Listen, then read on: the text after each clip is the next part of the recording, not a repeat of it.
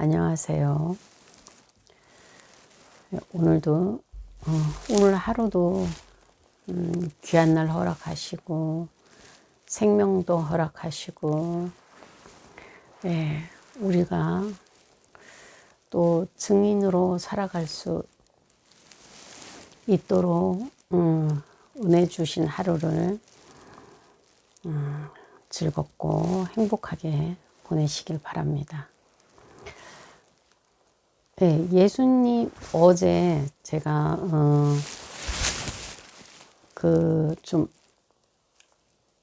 이게 말을 제가 잘못한 게 있는 거 봤어요.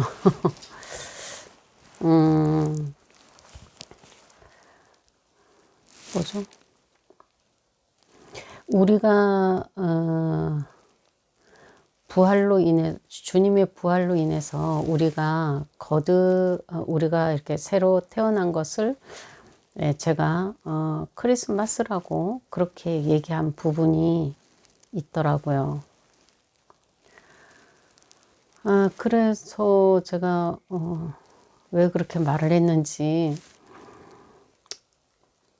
몰라서 주님께, 아버지께 이제 여쭤봤어요. 제가 왜 이렇게 말을 했나요? 이게 무슨 의미인가요? 근데 제가 깨닫지 못해서 일단은 그 설명 부분에 제가 잘못 말을 했다라고 제가 글을 올려놨습니다. 예수님의 부활로 인해서 우리가 구원을 받고 새로운 피조물이 되었다는 것하고, 예수님이 이 땅에서 태어나신 것하고 아직까지는 제가 아무리 생각을 해봐도 그걸 연결 부분을 찾지 못했어요. 일단은 저의 실수로 정해놓고 넘어가기로 하겠습니다. 그리고 다시 이제 오늘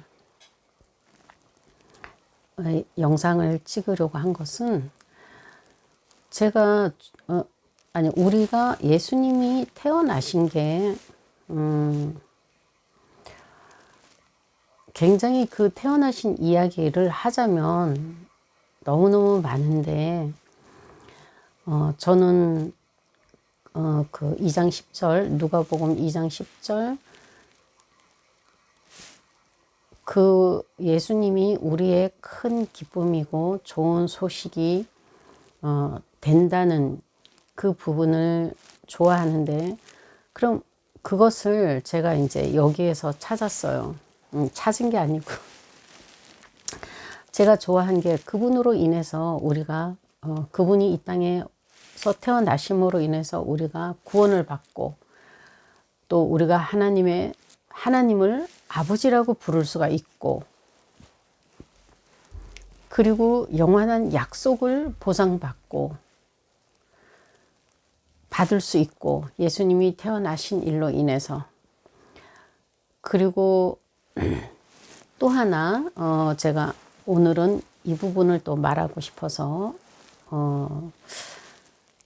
시작을 했는데, 우리가 이렇게 영광되고 하늘의 모든 영적인 복을, 하늘에 속한 모든 복을 우리가 다 받은 사람으로서 우리는 지금 이 땅에 남아져 있죠. 어제는 우리가 증인이 되고, 우리가 증인의 삶을 살고, 또 우리가 이제 떠나고 나면은 다음 세대가 또 증인으로 살고 이렇게 계속 새로운 세대가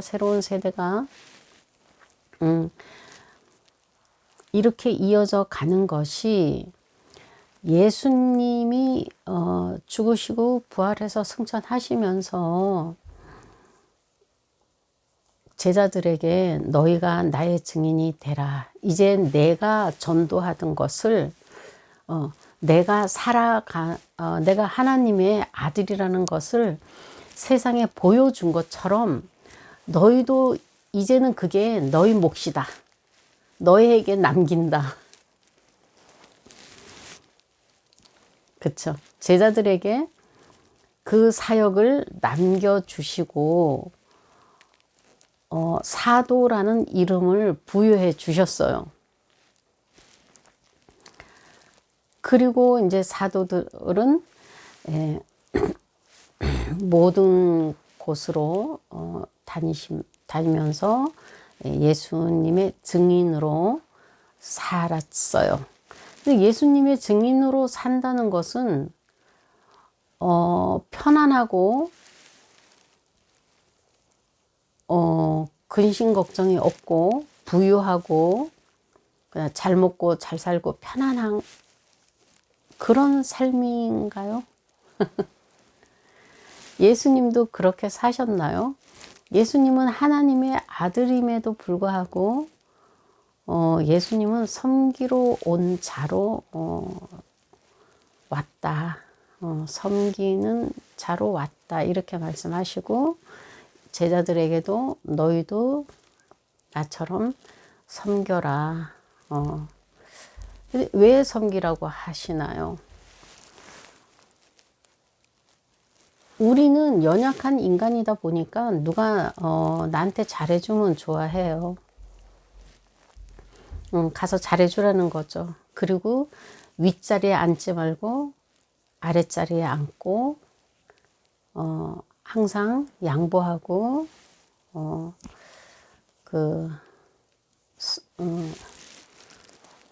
뭐 필요하다 그러면 내어주고 그런 삶을 살으라 그러는데 왜 그런 삶을 우리가 제자들에게 가르치시고 또 제자들이 남겨놓은 그 글을 통해서 우리도 이제 그렇게 살아가기를 바라시는 그것은 예수님이 이 땅에 왜 오셨는가 하는 것을 보여주는 것이죠.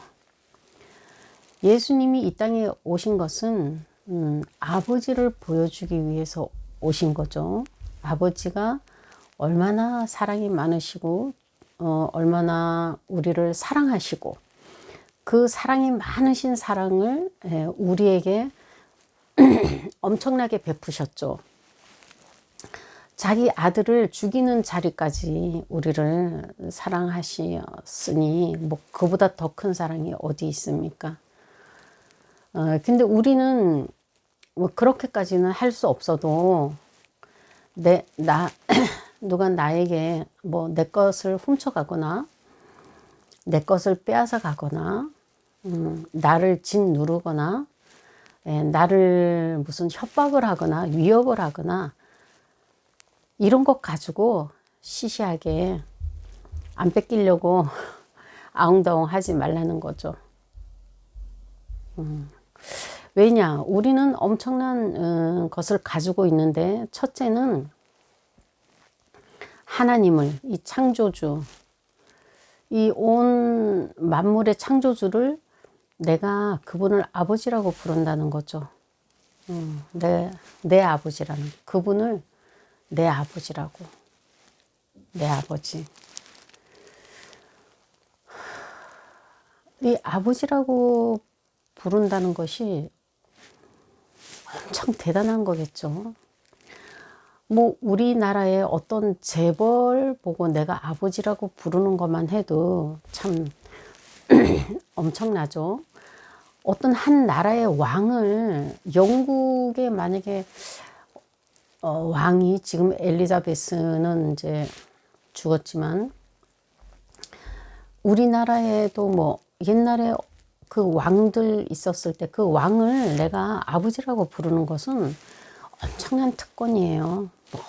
엄청난 특권이죠. 이거는 뭐 이루 말할 수 없는 특권이에요. 하물며 하나님을 아버지라고 부른다는 것을 우리는 너무 사소하게 너무 감각 없이 이렇게 살고 그것을 우리 삶에 적용을 못하는 것이 이제 가장 제가 볼 때는 전혀 저도 그렇게 살지 못했어요. 내 삶에 근데 이제 그렇게 살아봤어요. 할 수 있도록 해주시더라고요. 지난번에도 아마 얘기한 것 같은데, 이게 어려움이 닥치고 나를 이기려고 하고, 나를 누르려고 할 때, 제가, 이제 이렇게 공부를 하니까 뭐가 좋냐 하면, 그런 어려움이 닥치면, 예, 그 공부한 게 생각이 나게 해주시는데, 어떻게 하냐면, 너는 아버지가 있는 사람이다. 너는 아버지가 있다. 너의 필요는 너의 아버지가 다 채우신다. 이런 말씀을 막 이렇게 생각나게 하는 거예요. 그래서 난 아버지가 있지. 나는 이기려고 애쓰지 않아도 돼. 나는 뭐 누구를 밟고 올라갈 필요도 없어. 그리고 뺏기면 더 좋지. 내가 뺏겨서 만약에 내가 내 먹을 거를 저 사람이 뺏어가서 먹어서 배가 부르면 나한테는 오히려 복이지. 이런 생각을 이제는 할 수 있도록 이렇게 또 아버지가 훈련을 시키셨어요. 이게 예수님이 이 땅에 오셔서 태어나지 않았으면 내가 세상에서 이렇게 여유로운 마음으로 살아갈 수가 없겠죠. 세상은 굉장히 각박하잖아요. 세상은 막 오직 싸움뿐이죠. 어떻게 해서라도 내가 더 갖고 더 올라가고 더 거대해지고 더 위대해지고 더 힘을 가져야 되고 이러기 위해서 뭐 온갖 방법을 다 하고 있잖아요. 그러라고 부모들이 그 힘들게 벌은 돈 가지고도 어떻게 해요? 공부를 그래서 계속 시키는 이유가 더 권세와 힘을 가지고 그리고 더 강하게 더 굉장하게 네가 살아가길 원한다. 뭐 이런 마음으로 공부를 가르치고 배우고 키우지 않나요? 우리는 이제 다르다는 거죠. 우리 예수님이 이 땅에 오셔서 태어나신 목적은 그리고 우리를 아버지의 자녀로 부르신 목적은 그렇게 살라고 하신 게 아니라는 거예요. 우리는 그렇게 사는 존재 자체가 아니에요. 우리 존재는 그런 세상 사람들이랑 똑같은 환경에 우리가 있지만 똑같은 조건 속에 있지만 그 사람들이 목적을 하고 있는 그 방향이랑 우리는 반대 방향. 우리는 반대 방향으로 가는 사람들이에요. 그걸 공부를 시키셨어요. 그래서 우리는 세상에 어떤 것을 부러워하는 게 아니고 세상에 어떤 것을 가지려고 욕심을 내는 게 아니고 우리는 우리 아버지가 누구인가를 우리 삶으로 보여주는 거죠. 내가 어떤 사람의 자녀인가를 보여주는 거예요. 그 텔레비에서 그런 사람이 있다 그래요. 어떤 개그맨이 있는데 그 사람 아버지가 굉장히 부자래요. 그래서 이제 이렇게 정확한 표현은 모르는데 그 사람이 하는 말이 가난한 게 뭔지 모른다 그래요. 너무 이제 부유한 가정에서 살다 보니까 이 어려움을 전혀 모르고 이제 살아서 뭐 제가 이제 이렇게 지어서 얘기하자면 배고픔이 뭔지 모르는 거예요. 그 사람은 배고픈 게 뭐야? 이러는 거예요. 우리도 똑같은 거예요. 왜 저걸 뺏으려고 하지? 왜 저걸 이기려고 하지? 왜 저걸 훔치려고 하지? 왜 짓밟으려고 하지? 이렇게 우리가 하나님의 자녀가 되었다면 우리는 얼마든지 그렇게 할 수 있는 존재가 된 거죠. 우리가 이게 하나님이 내 아버지라는 이 의식이 없어서 사실은 똑같이 살죠. 세상 사람들이랑 똑같이 살아요. 그 사람들이랑 우리는 존재 자체가 이제 달라요. 그 사람들은 사망의 권세에 잡혀 있는 사람이고, 우리는 부활의 생명에 잡혀 있는 사람인데, 사는 거는 하나도 다르지 않게 살아요. 그렇다면은 이거는 예수님이 이 땅에 오신 이유하고 맞지 않다고 보는 거예요. 제가 이렇게 정리를 해봤어요. 아, 그렇구나. 내가 하나님을 아버지라고 부르는 자녀라면 그들은 죽고 멸망하고 사망할 수밖에 없는 자를 아버지라고 부르는 그 세상 사람들이랑 내가 똑같이 살아서는 안 되죠. 저는 그 참 선생님한테 배운 것 중에서 참 좋은 예가 그 10원짜리예요. 그 사람들의 삶은 10원짜리예요. 우리의 삶은 1조짜리고. 근데 내가 왜 10원짜리 삶을 사는 사람 삶을 쫓아갈 필요가 없죠. 부러워할 필요도 없고 뺏을 필요도 없어요. 참 저는 그 생각, 참 이 비유가 굉장히 좋은 비유다. 그런 생각이 들고, 그리고 굉장히 이해가 잘 가더라고요. 여러분도 저처럼 이해가 잘 가시기를 바라고, 예수님이 이 땅에 오셔서 태어나셔서 우리한테 주신 엄청나고 굉장한 선물은 우리가 이제 세상에 속한 사람이 아니라는 거예요. 하나님을 아버지라고 부를 수 있는 사람이고, 그래서 세상 사람들과 다른 삶을 살 수 있는 사람들이라는 거죠. 그래서 세상 사람들이 나를 볼 때, 저 사람은 좀 다르다, 좀 많이 다르네, 이런 걸 느껴야 되는 거죠. 그래야지 예수님의 그것이 예수님이 바라시는 그 증인의 예수님처럼 사는 거죠. 예수님은 그렇게 얼마나, 아니 머리 뚫 것도 없고 얼마나 가난하게 사셨어요. 그럼에도 불구하고 하나님의 아들로 권세 있게 살으신 것처럼 우리도 이 땅에서 세상 사람 눈으로는 보잘것없고 하찮고 정말 우습게 여겨질 수 있어요. 하지만 우리는 니네가 갖지 못한 엄청난 것을 나는 가지고 있는 사람이야, 이런 자부심을 가지길 바랍니다. 그렇다면은 어떤 억울한 상황이나 분한 상황, 그런 상황 속에서도 충분히 넉넉하게 웃음으로 미소로 이겨낼 수 있을 거라고 확신합니다. 또 그렇게 이제 조금씩 할 수 있게 되더라고요. 그러니까 여러분도 그렇게